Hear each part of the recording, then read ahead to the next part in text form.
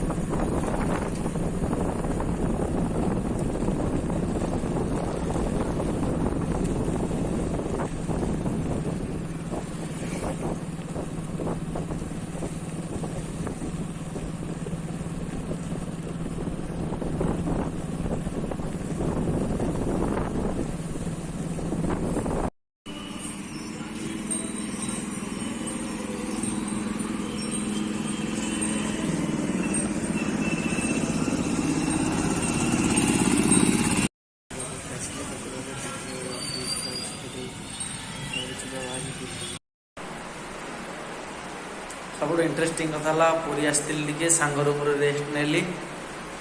आगे जावा सांग रूम कौन से ड्यूटी जाइए कौन अच्छी भात भात रखी गला अच्छे मिचर फिचर लगे खाईदेबू देखा टे बसवा आटे 10:30 बेलू खाइबा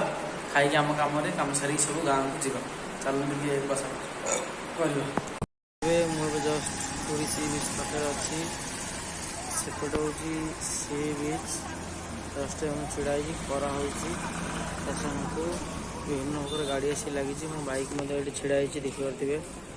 मो सांग को देखाई जी फाइनाल देखु पुरी जाइली पुरी टे कम थिला पुरी फेरिकी आसिक जस्ट खाई बसुची पुरी व्यू पूरा सब नेचुराल थिला कारण आमर घर पुरी हूँ 20 किलोमीटर पूरा इंटरेस्टिंग कथा सब बेले आम पाखापाखि लोक कि पुरी जाऊँ जगह को दर्शन कर कारण